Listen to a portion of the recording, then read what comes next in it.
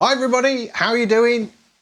Thanks for joining me today. Hope you are all well and safe and having a great day.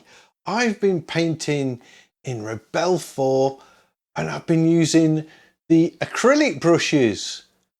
Are they any different to the watercolour or the oils? Can I use them as oil brushes? Can I use them as watercolour brushes? Are they their own medium? Let's find out.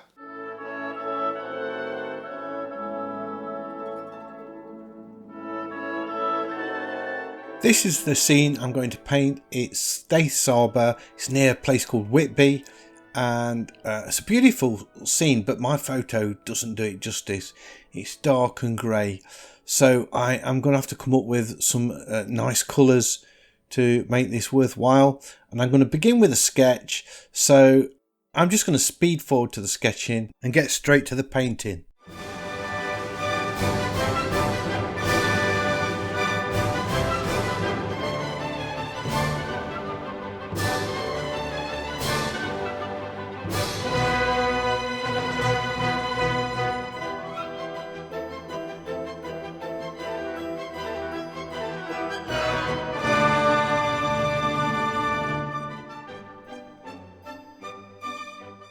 As I said, I'm going to use acrylic paints for this one, and I have to say that they surprised me. I thought I would just be able to use them like oil paints, and they would work like oil paints and feel like oil paints, but they didn't at all. They felt quite different, really.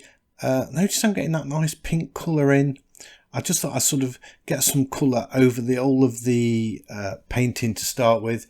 I'm using the flat rough brush, and I use that quite a long way through the painting.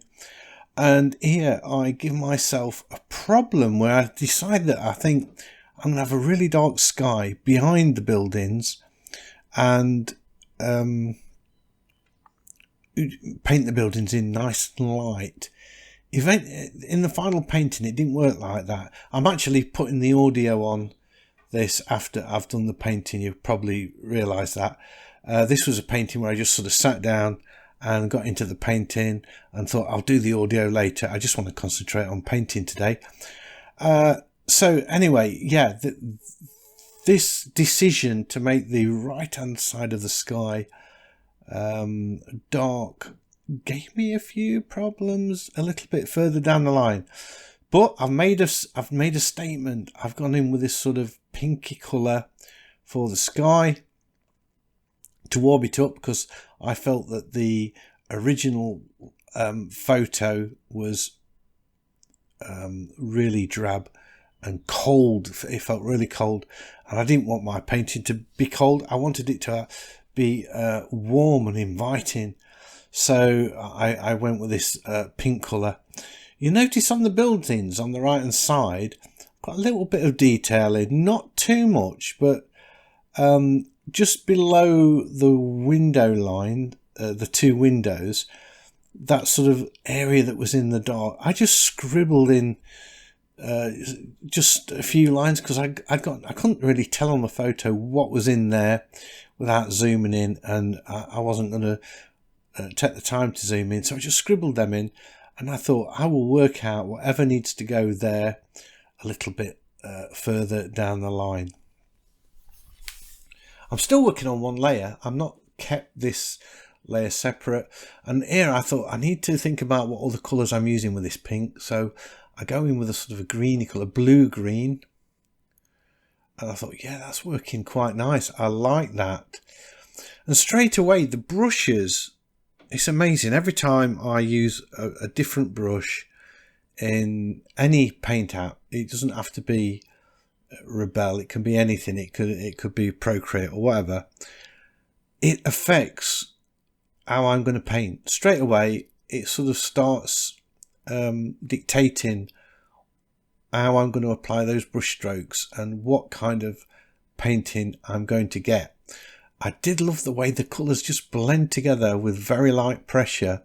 You can see I can blend those oranges with the pinks really easy, and then put on more pressure with the stylus, and you get some strong colour being applied.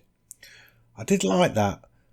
I felt in places using the acrylic brushes that it felt a little bit mechanical and a little bit digital, to be honest. Not as organic as the oil brushes by any means, but it was still a really nice experience. And I felt at the end of it that the painting I was doing was being, because of the way the brushes was being pushed towards a sort of a graphic look to the image that you could probably apply to a matte painting for use as scenery or something in a game or something like that, as I would imagine you could do with acrylics perhaps, or maybe even gouache or something like that.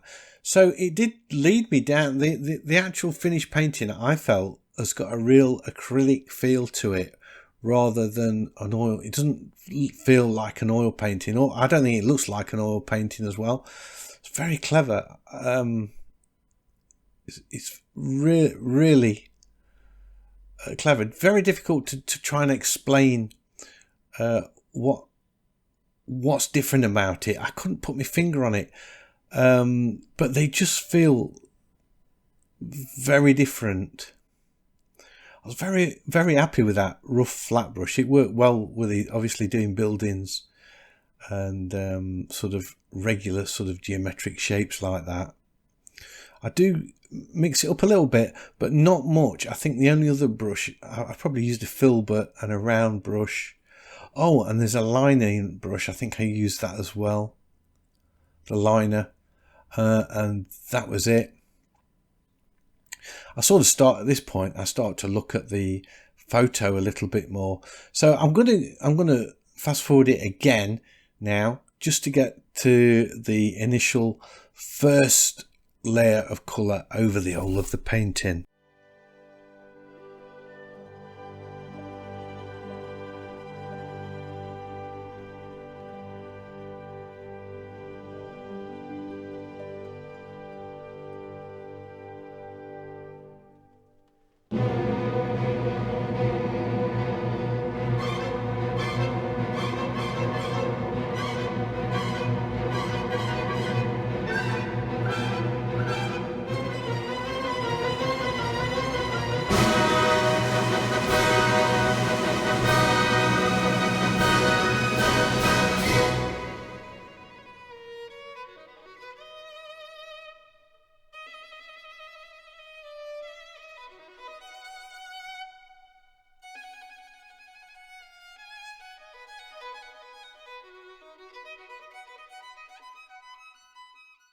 So I've got the whole of the canvas covered with paint now. I'm really happy with it. I've got some pinks and mauves and greens, reds and some blues and purples, and I'm really happy with the balance.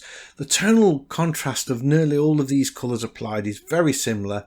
So I'm about to create a new layer, and you'll notice I go and change the blend mode, and I set the blend mode to multiply. That's my sort of go-to mode when I'm changing the blend modes in a painting. But somewhere along the line with this particular layer, the blend mode gets set back to normal, and I guess what happened, I painted something on, I didn't like it, and I undid and stepped back one step too far and undid the blend mode. So there, I guess that's at the point where I did the blend mode. So unbeknown to me, I'm painting in normal mode, but the nice thing about this is that I found out that the actual colours beneath the acrylic do glow through in places, do shine and glow through. Not the same as they would if it was in multiply mode, but it was still a really nice effect.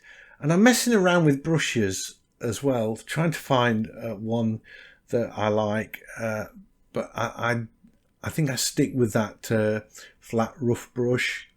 The other brush I used was just the flat brush that's next to the flat rough.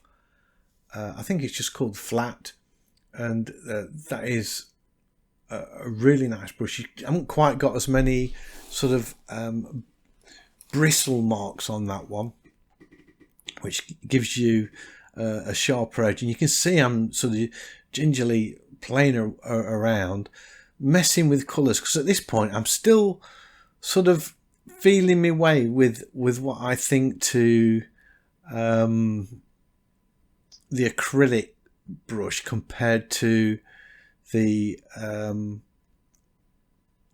oils. You can see, look at the detail I'm putting in on the end of that gable end there. I sort of put those. I never ever do that. I never ever, or it seems that I never take the time to paint in some actual stones or tiles or slates or whatever on a roof. But this time I just felt that this brush, I've put the size of it down really small. This brush was forcing me to do this and just pop a little bit of detail in. I'm gingerly playing around with colours, still sort of happy with where I'm at so far, but not ultra convinced of where I'm going with this. So I'm happy with the composition, I'm happy with the where everything's positioned, and I'm just sort of gingerly thinking about what sort of colours. I think it was the colour that I wanted for the roof tile is what I'm messing around with, and I'm trying I'm creating like a little swash, I suppose, just trying different things, and I think this is because I'm not talking on this, I'm just painting. You'll see I do it very differently to when I tend to be put a lot less thought into something. When I'm doing the audio as I'm painting, I'm concentrating just as much on the talking as I am on the painting, and quite often make lots of mistakes. But when I'm just painting, I'm totally concentrating on the process of the actual painting, and I'm not thinking about anything else. And it's a lot, you can see there's a lot more thought going into what I'm doing. I'm still using that flat brush. I decided to sort of just tidy things up a bit. So straight away I'm thinking I'm not going for this sort of ultra loose look that I'm really fond of. I am going for something a little bit tighter, and I'm using that flat brush. Just keep resizing it and playing around with it to get it just how I want. There we go. I did have to sort of twist my hand in some weird shape to get that nice and square, because the actual shape of the brush depended on the angle you held the stylus at, and I had to get it just the right angle to get it nice and square. I can't believe I'm spending so much time on one small part of the painting.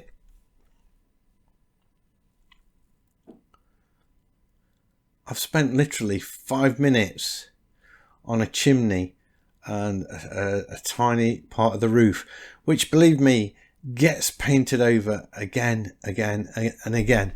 So I'm going to speed it forward again, because this did take me quite a long while to paint this, and I'm sort of showing you in stages, like the first stage and then what I painted over that, and I'll come back again when I start the next stage.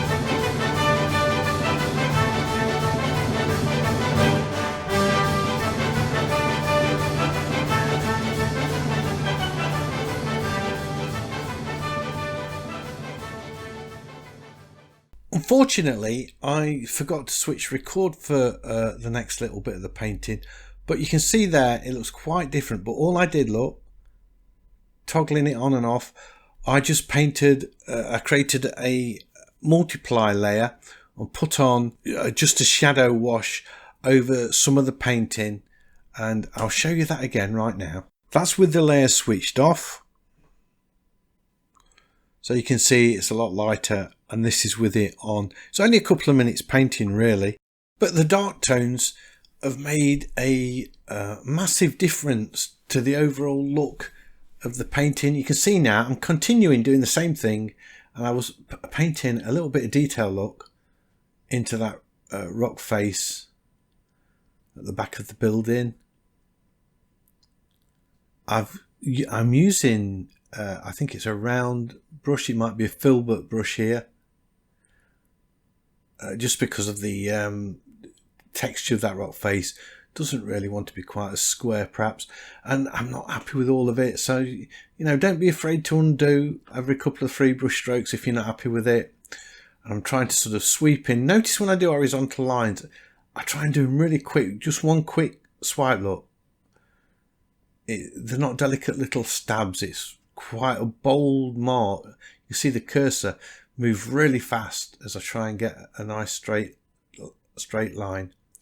And I'm just building up these darks and trying to get the impression of a little bit of rock going off there at the side of that arbour. That's going to come undone. I knew that wasn't straight enough. But you can see I'm sort of lining myself up, and then I'll swipe a straight line in, and invariably it won't go, well, it'll be straight, but it won't be to the right angle. It'll be tilted, because obviously water doesn't run uphill. Actually, you'll see that I totally break that rule in a bit of just making all my watermarks horizontal like that. I decide that it doesn't lead you into the painting, and I'll change that quite dramatically. I don't know when I do it. I don't think it's just yet. I just keep going with this sort of layering. And these layers, these are they've got the multiply layer switched on, by the way, in the blend mode.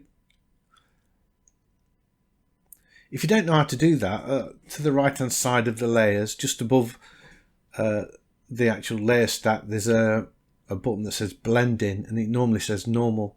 In fact, I'm actually on a normal layer again, not a blend mode at all, so I'm actually painting on a normal layer. If you pop that open, I'm using an eraser now. I've selected the eraser option to lift out some of the colour, just to push that sort of bit that juts out, give it a little bit of contrast behind it.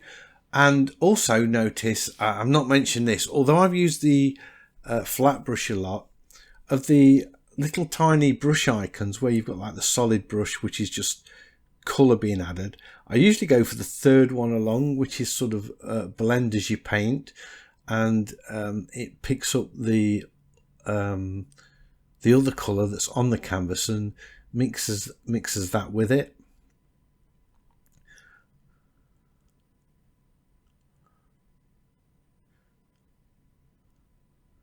So I start thinking now about putting a few little marks that might suggest some light catching the water or catching the tops of some stones or something.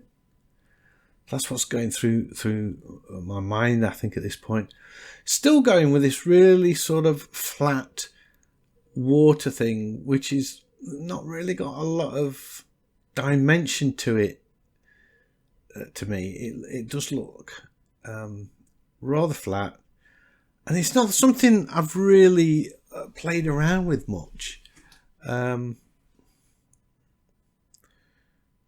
So quite often I would do water like this and leave it, but in this case I just felt it doesn't lead you. The water's not leading you into that painting. That's what I'm trying to say. Okay, we've got that highlight from the water, where the light's catching the water, that leads you into it, but it's not, the actual strokes aren't taking you in there. And I feel I need to be darker. So we need some darker, bolder marks. It looks a little bit flat at this point.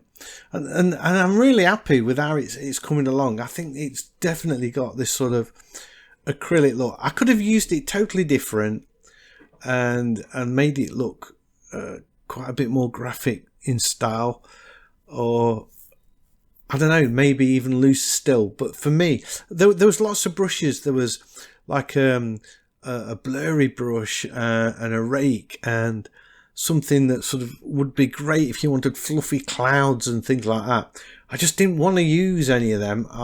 I do love to see brush marks and brush strokes, and I don't like to see lots of different types of brushes that make different marks on the same painting. I much prefer to see sort of a couple of brushes used throughout an old painting than trying to use all of the brushes. That doesn't mean the other brushes aren't any good. I could definitely take those other brushes and use them for a painting in a totally different style, almost like you'd take, you'd use a pointillism brush on its own to create a different style. Some of these other brushes would give you a very different style of painting, and I could have used like the fluffy cloud one for the sky and it would have looked okay, but it wasn't for me. I think I'm getting to the point where I'm thinking this water looks a little bit flat and I need to get a bit radical with it. I'm just sort of painting the highlights on the water there, little bits of sparkly water. I really enjoyed doing this. This was sort of a very peaceful, tranquil painting where I wasn't distracted with talking or anything.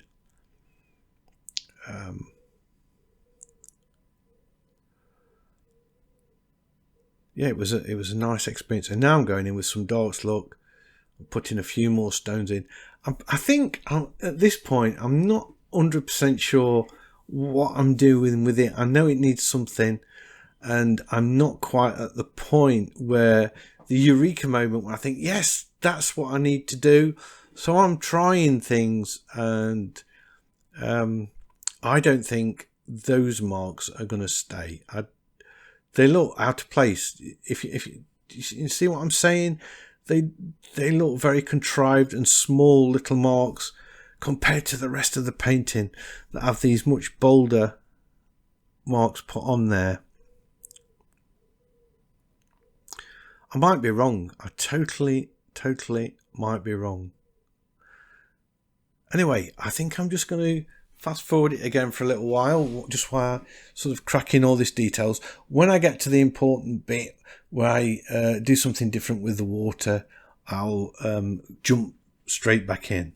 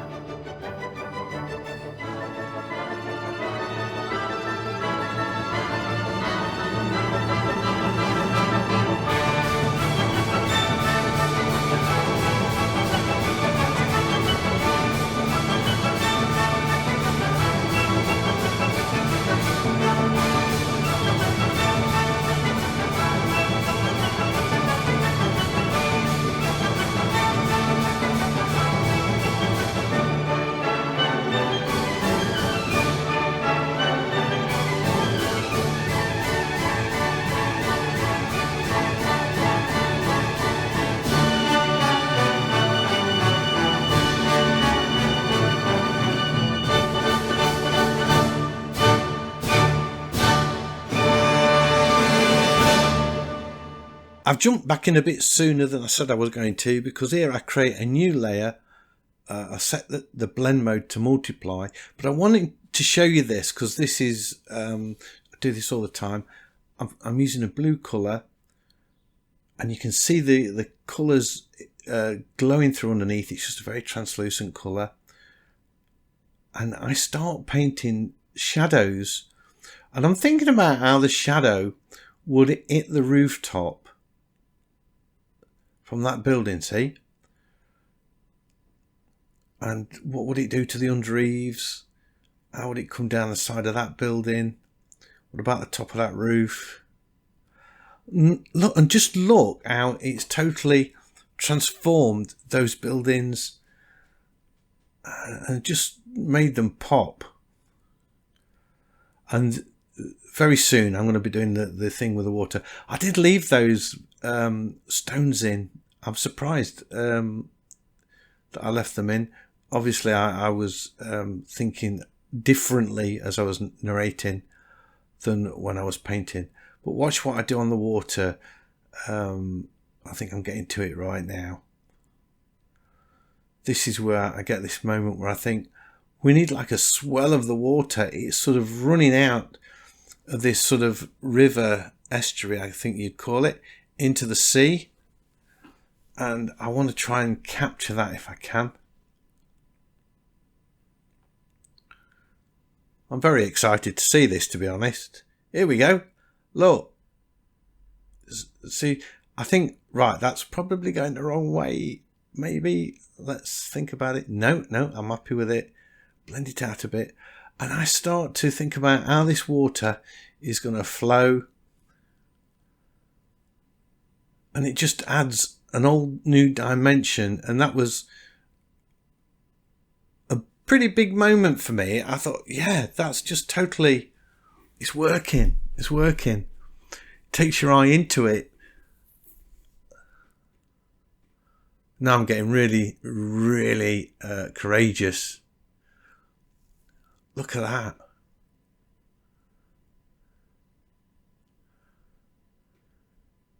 I'm obviously stopped painting there to admire it and think, yeah, I like that. I really like that.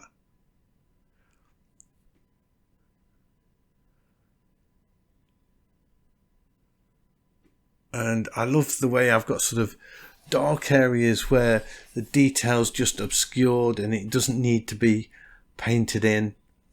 Just a few marks.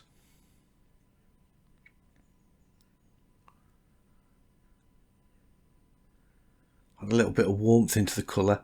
So I've gone from this really drab, dreary painting. I've got to think about painting those people in. I'm not happy with how they are at this point. To something that's vibrant, lots of colour, and more importantly, lots of light and shade.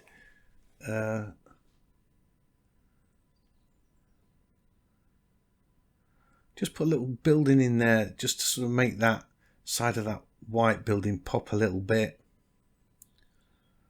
Again, I would not have painted like this in oil paint, so it definitely, the acrylics definitely work differently and sort of force you to paint differently. Definitely.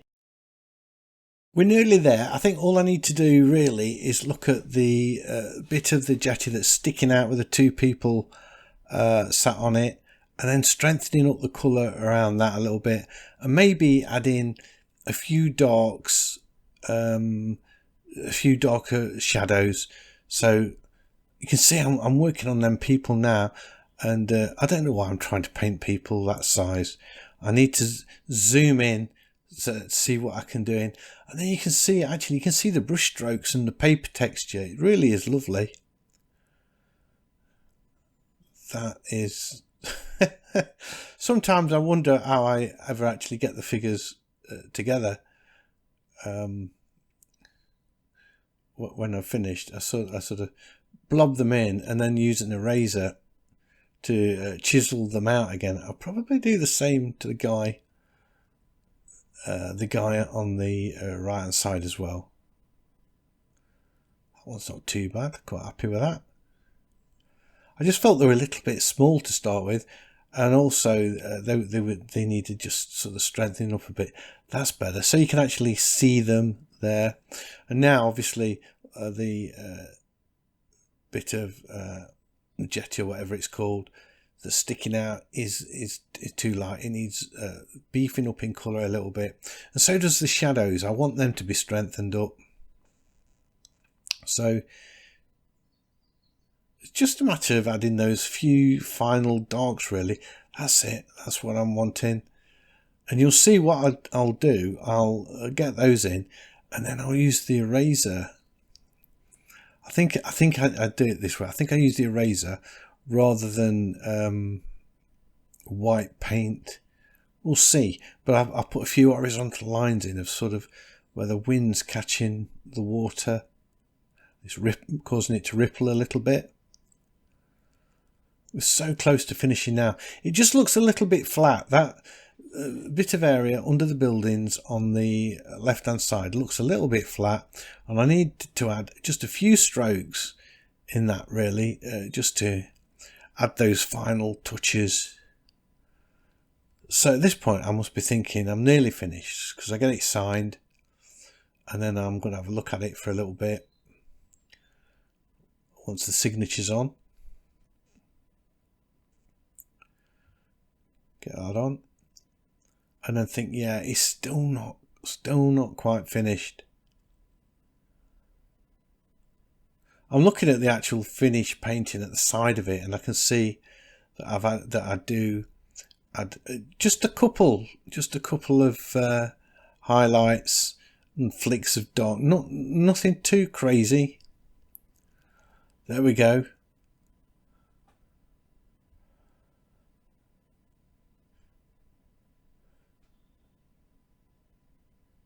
Yeah, I think no, I'm not using, I don't think I'm using the eraser. I think I'm using a very light coloured paint.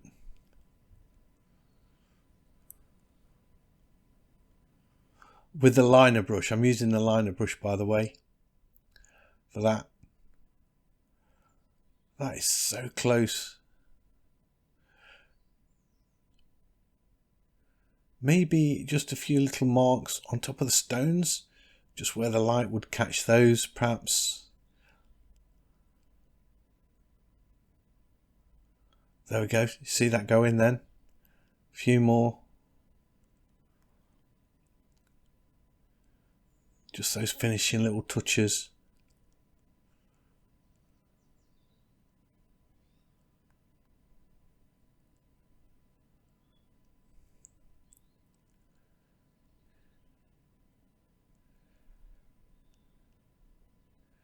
Yep, really happy with how this one's turned out, which is, you know, I'm happy how a lot of them turn out, really.